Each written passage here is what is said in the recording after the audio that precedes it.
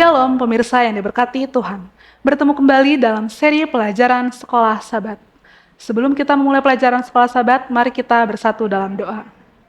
Bapa kami yang bertata di sorga, terima kasih atas segala kebaikan yang Kau berikan kepada kami pada hari ini. Di sini kami akan memulai pelajaran Sekolah Sabat kami, berkati pelajaran ini dari awal sampai akhir. Terima kasih Bapa, dalam nama Tuhan Yesus kami sudah berdoa dan mengucap syukur. Amin.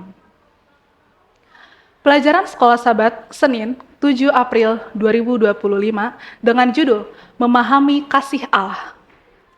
Bagian dari mewarisi sifat berdosa berarti bahwa persepsi kita tentang alam semesta telah dinodai oleh kecenderungan kita sendiri terhadap keegoisan dan kesombongan. Kita melihat dunia dari sudut pandang kita sendiri yang terbatas, bukan dari sudut pandang Allah yang Maha Tahu, tentunya. Mungkin tidak ada konsep yang telah lebih dimiringkan oleh ras manusia yang berdosa selain daripada konsep kasih. Budaya populer cenderung mempromosikan pemahaman tentang kasih yang berpusat pada pemenuhan diri sendiri daripada orang lain. Pendekatan yang berpusat pada diri sendiri terhadap subjek ini membuat kita sulit untuk memahami bagaimana Tuhan memandang subjek tersebut. Memahami sifat dari kasih adalah kunci yang penting untuk memahami nubuatan Alkitab.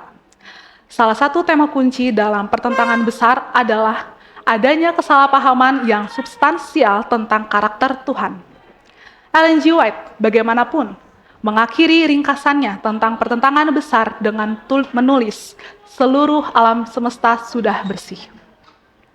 Suatu denyut keharmonisan dan kesukaan berdetak di seluruh alam kejadian. Dari Dia yang menciptakan semuanya, mengalir kehidupan dan terang dan kesukaan ke seluruh jagat raya yang tidak ada batasnya ini.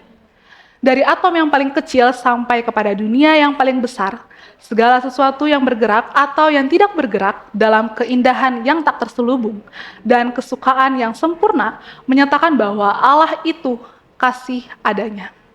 Alfa dan Omega jilid 8 halaman 716. Bacalah Kejadian 22 ayat 1-13. Setelah semuanya itu, Allah mencoba Abraham. Ia berfirman kepadanya, "Abraham," lalu sautnya, "Ya Tuhan." Firman-Nya, "Ambillah anakmu yang tunggal itu yang engkau kasihi, yakni Ishak. Pergilah ke tanah Moria dan persembahkanlah dia di sana sebagai korban bakaran pada salah satu gunung yang akan kukatakan kepadamu." Keesokan harinya, pagi-pagi, bangunlah Abraham. Ia memasang pelana keledainya dan memanggil 2 orang bujangnya beserta Ishak, anaknya. Ia membelah juga kayu untuk korban bakaran itu, lalu berangkatlah ia dan pergi ke tempat yang dikatakan Allah kepadanya. Ketika pada hari ketiga Abraham melayangkan pandangannya, kelihatanlah kepadanya tempat itu dari jauh. Kata Abraham kepada kedua bujangnya itu, "Tinggallah kamu di sini dengan keledai ini. Aku beserta anak ini akan pergi ke sana.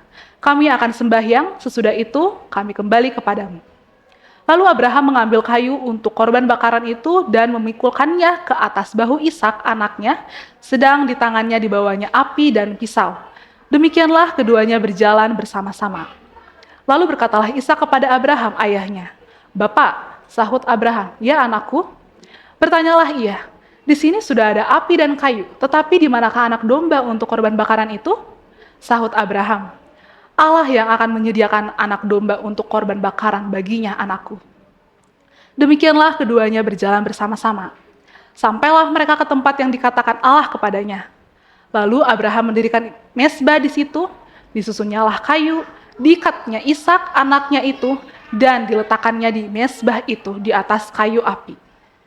Sesudah itu Abraham mengulurkan tangannya, lalu mengambil pisau untuk menyembelih anaknya. Tetapi berserulah malaikat Tuhan dari langit kepadanya, "Abraham, Abraham," sautnya, "Ya Tuhan." Lalu ia berfirman, "Jangan bunuh anak itu dan jangan kau apa-apakan dia. Sebab telah kuketahui sekarang bahwa engkau takut akan Allah dan engkau tidak segan-segan untuk menyerahkan anakmu yang tunggal kepadaku." Lalu Abraham menoleh dan melihat seekor domba jantan di belakangnya yang tanduknya tersangkut dalam belukar. Abraham mengambil domba itu, lalu mengorbankannya sebagai korban bakaran pengganti anaknya. Penyebutan pertama tentang kasih dalam Alkitab ditemukan dalam Kejadian 22 ayat 2. Apakah yang diajarkan kisah ini kepada kita tentang sifat dari kasih Allah? Kadang-kadang selain menemukan kemunculan pertama dari sebuah konsep dalam Alkitab, akan berguna untuk menemukan penyebutan pertama dari konsep yang sama di masing-masing buku dalam Alkitab, khususnya dalam Injil. Dalam Matius 3 ayat 17, Markus 1 ayat 11, Lukas 3 ayat 22, dan Yohanes 3 ayat 16, kita menemukan penyebutan pertama tentang kasih dalam masing-masing Injil. Misalnya, penyebutan pertama tentang kasih dalam Yohanes 3 ayat 16 sangat mencerahkan. Tampaknya menyinggung kisah Ishak di atas mezbah. Iman Abraham kepada Tuhan sedemikian rupa sehingga dia mempercayainya, memilih untuk yakin bahwa Tuhan dapat membangkitkan putranya jika dia melakukan pengorbanan itu. Ibrani 11 ayat 19. Itu menandakan kasih Tuhan bagi umat manusia. Dia mengasihi kita sampai pada titik di mana dia mengaruniakan anaknya yang tunggal. Dalam Kejadian 22 ayat 2, ayat 12, dan ayat 16. Dan kemudian membangkitkannya dari kematian. Dengan demikian, kita diberi wahyu tentang jenis cinta, kasih pengorbanan diri yang Tuhan miliki untuk kita. Bagaimanakah kita bahkan mulai mewujudkan kepada orang lain jenis kasih pengorbanan diri yang Tuhan miliki untuk kita? Mengapa bagi kebanyakan dari kita, kasih semacam itu belum tentu mendasar bagi kita? Tuhan memberkati. Mari sama-sama kita bersatu dalam doa. Bapa kami yang berdalam di sorga, terima kasih atas kebaikan yang Kau berikan kepada kami. Di sini kami telah selesai mempelajari sekolah Sabat pada hari ini. Biarlah pelajaran ini bisa kami pahami dalam kehidupan kami masing-masing. Terima kasih Bapa, dalam nama Tuhan Yesus kami sudah berdoa dan mengucap syukur. Amin.